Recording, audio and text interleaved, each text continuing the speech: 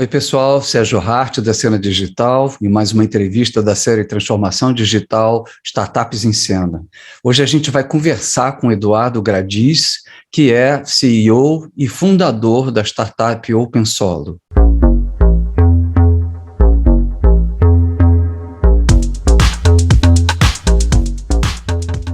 E se você ainda não assinou o canal, por favor, considera, dá o seu like, ativa aqui o sininho para que você possa acompanhar todas as entrevistas que a gente estiver fazendo com aqueles que estão fazendo acontecer a transformação digital no Brasil. A OpenSolo possui como diferencial a integração de 3 grandes universos: compra e venda, serviços acessórios e visibilidade de processos de execução totalmente digitalizados, em um modelo conhecido como tudo em um, one-stop shop.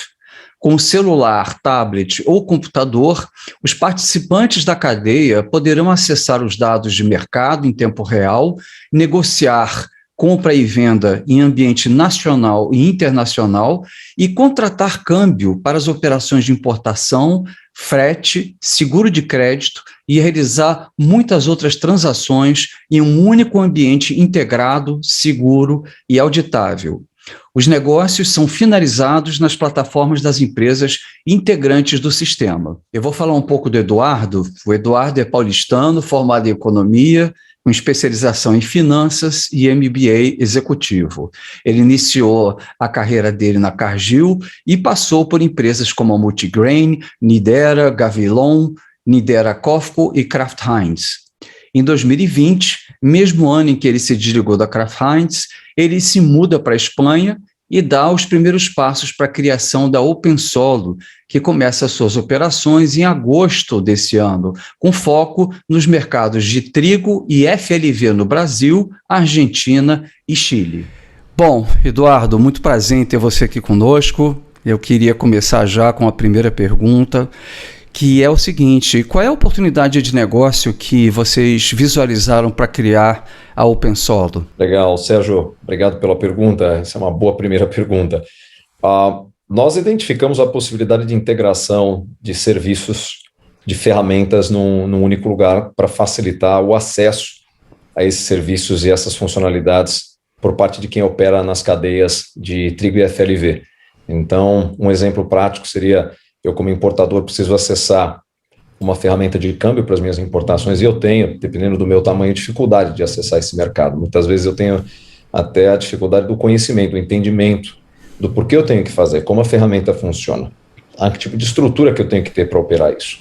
Então, você poder trazer uma ferramenta que mitigue os riscos de quem opera dentro de um ecossistema onde esse cliente já vai operar com as suas transações de compra e venda e acesso também a informações de mercado de maneira integrada, sem ter que buscar em fontes diferentes, e muitas vezes até essas fontes são inexistentes, facilitaria muito para os clientes que operam nas duas indústrias.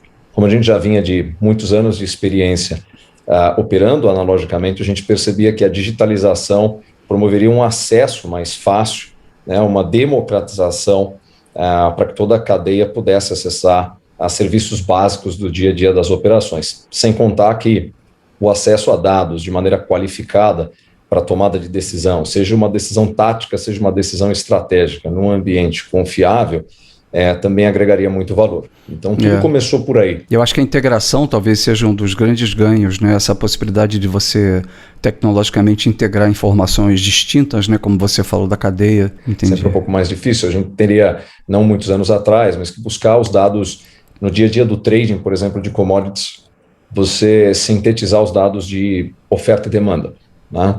Você tem uma área de inteligência dentro das empresas que fazem isso, você poder buscar as informações de quanto o produtor já vendeu, para que aquilo também ancore o seu processo de tomada de decisão. Você poder checar os preços em diferentes macro e micro regiões naquele momento. Provavelmente a gente tinha que ligar para muitas pessoas para conseguir acesso a essas informações. Então, de fato, ajuda muito. Isso no primeiro vértice, né, que é onde a gente tocava ali no dia a dia, que é a parte comercial.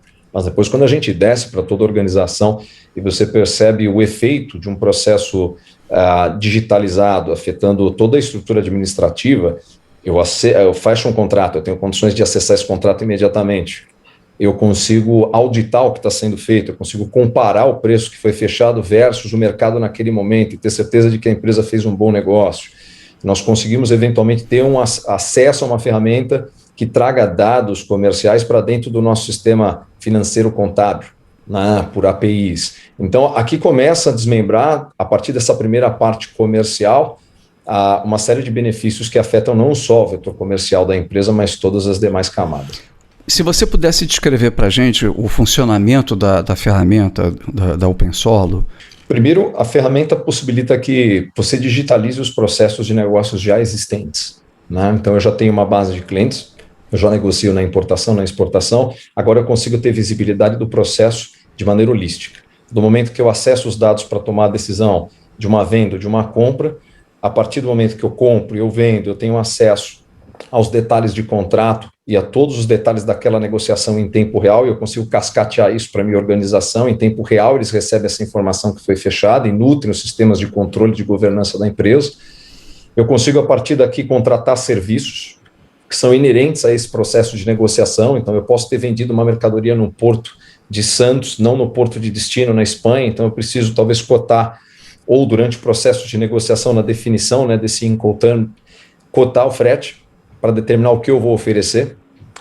Eu posso, a partir do momento que eu fiz uma importação, iniciar um processo de construção de mecanismos de mitigação, como trava de câmbio, né? Eu consigo negociar isso dentro da plataforma, enfim, todo o arranjo de serviços, toda a arquitetura de serviços melhor que são inerentes ali à cadeia, eu consigo contratar ali dentro. E depois, com a condição de rastrear o que está acontecendo. Então, eu contratei uma empresa logística marítima ou terrestre, eu consigo acompanhar os processos de embarque, eu consigo acompanhar um evento de qualidade num determinado ponto da jornada, eu consigo ter workflow, toda a parte de workflows de aprovação, né, todos os fluxos que envolvem múltiplas pessoas para aprovar determinadas rotas de documentação fazendo dentro da plataforma.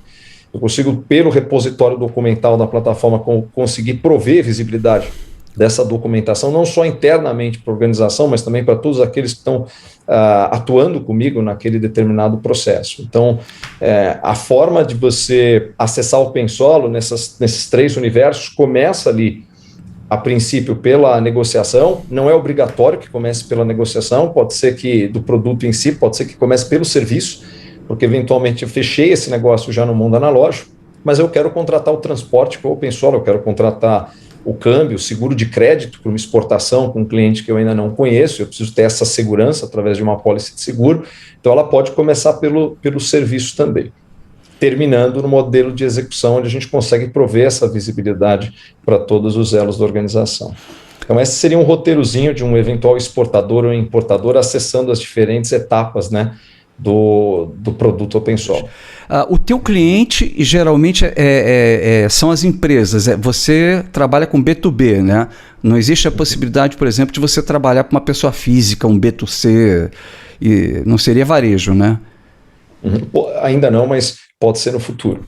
A gente Entendi. pode chegar dentro do modelo do desenho de médio e longo prazo, a gente conseguiria chegar. A tecnologia vai estar disponível para a gente conseguir chegar até o consumidor. A decisão de fazer isso, né, de quando fazer isso, está um pouquinho mais para frente. O modelo hoje é B2B, a gente tem não só o B2B desse primeiro desenho, como ainda possível de ser explorado. O desenho que eu me refiro é o trigo e FLV e tudo que é possível criar de valor dentro dessas cadeias, né, na amarração entre importador e exportador. No caso do trigo, a gente fala do trigo inicialmente, mas pode derivar para a farinha de trigo, né, os subprodutos da indústria. Então, eventualmente, um moinho de trigo no Brasil tem interesse de exportar farinha para outros países, né? Da mesma forma que, à medida que nós vamos entrando em outros países, como Chile e Argentina, isso também acontece. Eu desejo acessar outros mercados para poder exportar o meu produto final, não o trigo em si. Então, quando a gente pega a cadeia de valor do trigo e vai até o produto final, tem possibilidades ainda de acessar camadas inferiores dentro da indústria, sem a gente buscar eventual acesso ao consumidor final da farinha, só conectando o exportador de farinha ao importador de farinha, e aí esse sim vai fazer o processo de conexão com o consumidor, tá? Mas o caminho é na direção do B2C no médio e longo prazo. Hoje você já esse marketplace que você está falando, de você ter dentro da plataforma oferta e demanda que vão se aproximando, ou é quando você já tem a pessoa que é cliente, ela já está entrando em contato com a outra ponta direto ali? O que acontece, você pode ter negociações que já existem, clientes que já se relacionam no mundo analógico. Então, como eu até comentava antes, complementando a tua pergunta, Sérgio, existe a possibilidade de eu abrir novas fronteiras de negócio, né? Não conheço o mercado espanhol, quero exportar limão, né? Ou eventualmente sou um importador de trigo no Brasil, não consigo acessar o mercado exportador da Argentina, eventualmente eu acesso sempre com produto nacionalizado, já com custos acessórios, eu gostaria de acessar diretamente no porto de origem e eu contratar o frete. Isso implica maior volume, porque obviamente uma contratação de frete não é mais difícil para volumes quebrados, mas o empoderar que uma ferramenta dessa gera naqueles que atuam hoje num nível restrito de relacionamento com o mercado é muito grande. Então, abrir o leque para novos mercados, abrir o leque para diferentes formas de adquirir o produto ou de vender o produto. E, numa terceira linha, a condição de eu já tendo o meu mercado desenvolvido há muitos anos, e acontece muito com participantes, desses primeiros participantes da OpenSolo, que são participantes da cadeia de frutas, legumes e verduras e de trigo de muitos anos, né? Nós já temos um relacionamento constituído, isso é muito das discussões que nós temos com eles. Mas o benefício de trazer a digitalização para esses processos, o benefício de conseguir acessar dados integrados, que podem, num determinado momento, ser até preditivos, né? Que esses dados me ajudem ainda mais a tomar decisões qualificadas no momento certo, que consigam compor as estruturas de análise e construção do meu orçamento, o que comprar, quando comprar, por que comprar. Então, esses arranjos que compõem a ferramenta integrada agregam valor dentro de um ambiente digital também para empresas que já têm fluxos de comercialização entre elas, A e B, constituídos há muitos anos. Entendi. Eu estou perguntando isso porque algumas empresas, algumas startups que eu entrevistei, por exemplo, tem uma muito interessante que é a FreteBras. E eles têm uma plataforma de oferta e demanda de frete, né? Ou seja, você tem transportadoras de um lado e os caminhoneiros do outro, e então você constitui um verdadeiro mercado ali onde os negócios são fechados. E eu estava imaginando isso também, quer dizer, a possibilidade também de você descortinar novas oportunidades de negócio simplesmente analisando quem são as outras pontas, né? Como você falou do limão, né? Se você consegue ver um mercado espanhol, quem está demandando e o quanto está demandando, né? Esse tipo de leilão, né? Não sei se você já tem isso aí para o roadmap, mas deve ser bastante interessante. E por falar em roadmap, eu queria aproveitar o que você está prevendo para o futuro do ponto de vista de desenvolvimento de funcionalidades, de expansão de escopo, expansão geográfica. Qual é o futuro da OpenSolo? Sérgio, em funcionalidades, primeiro, a gente tem aqui 3 universos que são relativamente bem complexos para a gente conseguir colocar juntos ao mesmo tempo, né? Então a gente fala de digitalização da compra e venda com um módulo de inteligência de mercado que, à medida que a gente vai criando mais banco de dados, esse módulo vai ficando mais robusto, chegando até aquela linha de ser uma ferramenta preditiva com nível de acuracidade bastante alto, melhor do que única e exclusivamente dados históricos, onde você faz curvas, né, históricas, usa um pouco de estatística. Então, essa versão inicial é uma 1.0, mas ela chega a uma versão bem mais robusta no futuro. Sim. Então, esse é um universo que já tem uma certa complexidade. Quando a gente acompanha a criação de marketplaces no mundo, a gente percebe muito essa configuração na maior parte dos modelos. Quando a gente traz uma configuração de prestadores de serviço de qualidade, de alto calibre, né, empresas que já estão aí há mais de 100 anos, o exemplo de Euler Hermes, Coface, que são parceiros nossos, você conseguir trazer esse desenho para dentro de um ecossistema como esse e conseguir, junto com essas empresas, desenhar soluções que são mais intuitivas, são mais simples e que conseguem conectar o provedor de serviço com o cliente, sendo que antes talvez isso aqui era muito difícil, né? O abismo entre eles existia, e aqui tem uma listinha de 10 itens para explicar o porquê. Com certeza você sabe a maior parte deles. Então, poder conectar isso e poder desmistificar o acesso a esse tipo de serviço, criar uma experiência fluida de cotação, né, onde o que é requisitado realmente precisa ser requisitado. E aquilo que não é importante não está lá no processo de navegação do cliente, é um desafio enorme. Então, desmembrar com todos os parceiros hoje são 8 parceiros que nós temos, e conseguir arredondar essa bola para ter uma experiência imbatível com os clientes, já é um desafio bastante grande. E aí, quando a gente traz um terceiro universo, que é conseguir dar visibilidade de tudo isso, repositório documental, processo de aprovação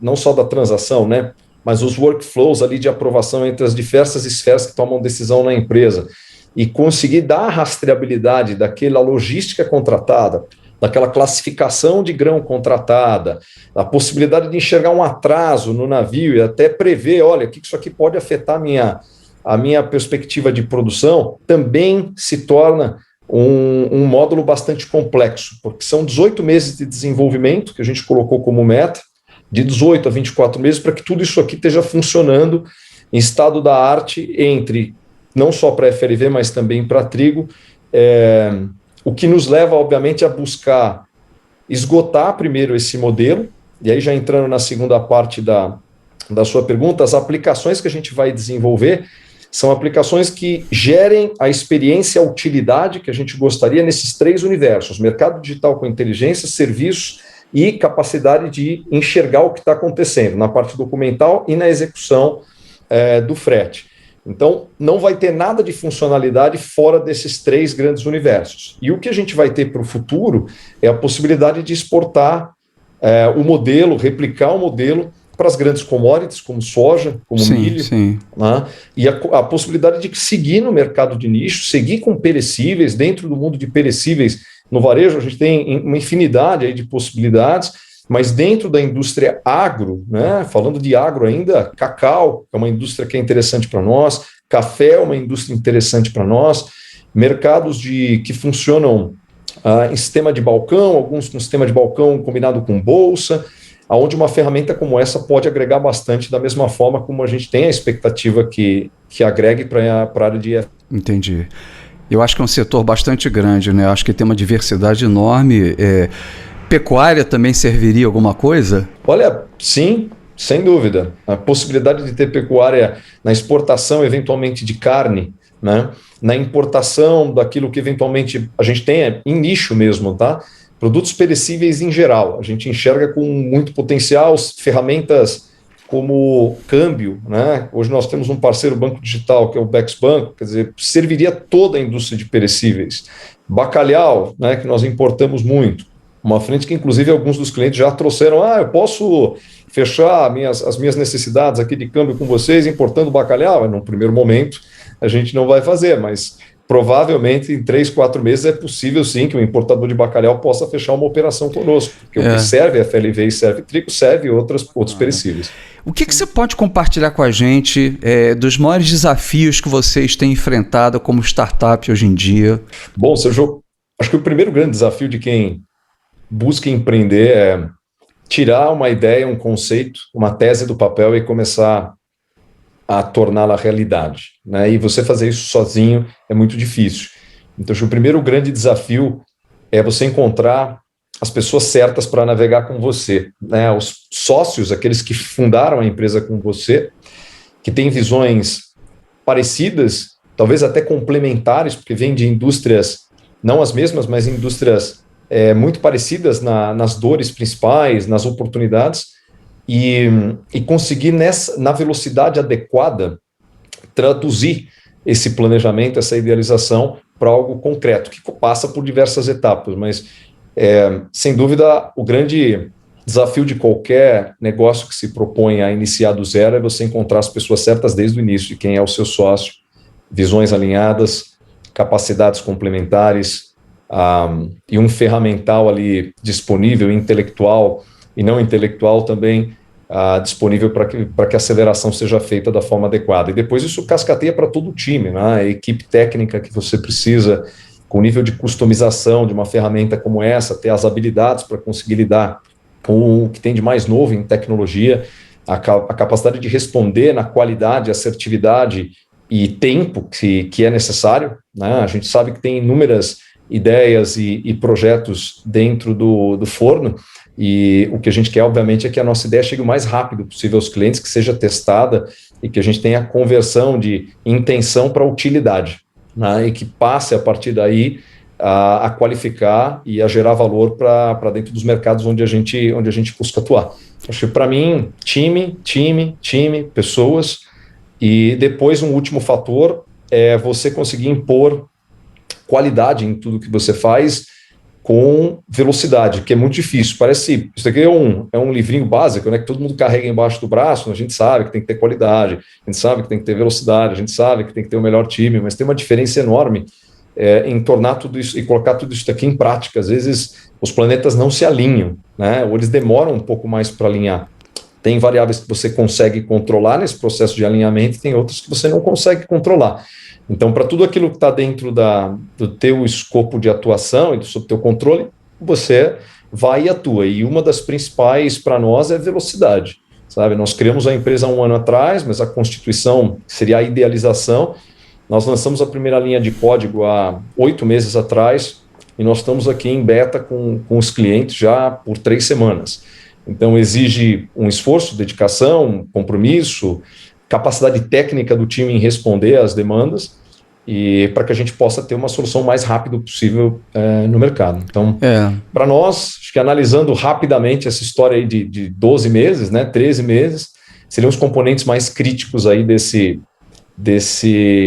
dessa navegação como startup. E os sócios, eles já se conheciam? Como é que teve essa confluência de sócios aí? Quantos são? Qual é o papel de cada um? Legal. Nós somos 2 sócios na OpenSolo hoje. Eu venho pela indústria de grãos, né, e do outro lado pela indústria de FLV, o outro sócio, que é o João Paulo. E nós nos conhecemos por intermédio de um amigo em comum, e isso exatamente há pouco mais de 1 ano.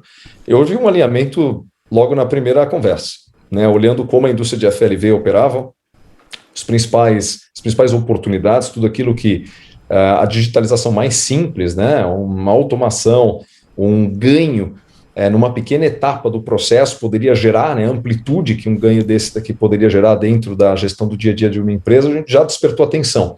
Então, da mesma forma na indústria de trigo, né, como a gente pode, como trazer o ferramental, tudo aquilo que tem disponível hoje, e super simples, tá? A gente não está aqui criando algo super disruptivo. Acho que você usou alguns termos anteriores super interessantes, que o OpenSolo não está criando algo disruptivo. O que a gente está fazendo é pegar as tecnologias disponíveis e integrá-las de uma maneira simples, intuitiva, né?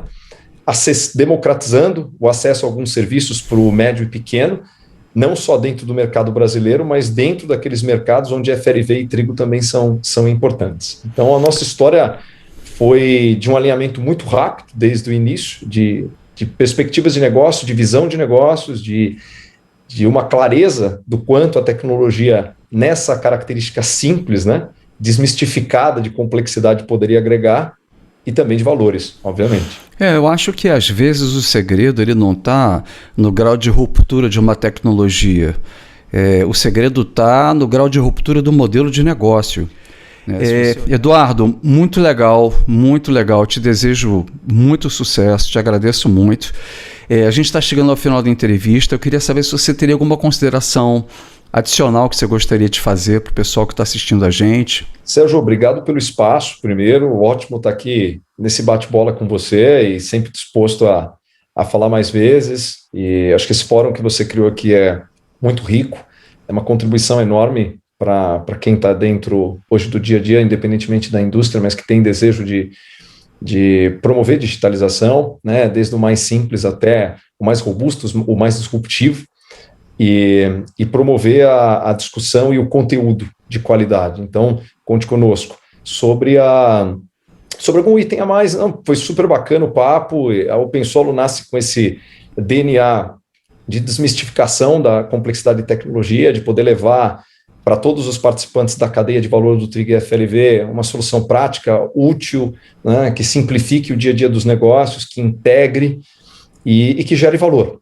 Né? O que a gente costuma falar é a importância do que a gente faz está muito no nosso grau de utilidade, né? Não na escalabilidade tanto. Então, se a solução for boa, obviamente vai chegar a mais gente. Então, o importante é que a gente torne os primeiros clientes felizes e satisfeitos e que, a partir daí, isso vá nutrindo cada vez mais o nosso sistema para a geração de soluções ainda mais interessantes. Com certeza. Obrigado pelo tempo. Imagina, pô, eu que agradeço. E é verdade, né? Inovação sem valor percebido pelo cliente não se sustenta, né? Então, realmente você tem toda a razão. Mais uma vez, obrigado, Eduardo. Também queria reforçar com o pessoal que está assistindo a gente. Se você ainda não assinou o canal, por favor, considera, dá o seu like, deixa seu comentário sobre o que você achou aqui. Eu acho que o setor agro é 26% do PIB, né? Então, acho que é de uma importância enorme. Não esquece de ativar aqui o sininho, se você gostou, para que você possa acompanhar as outras discussões que a gente tiver. E me despedindo aí de todo mundo, do Eduardo também. Mais uma vez aí um grande abraço, sucesso aí para vocês.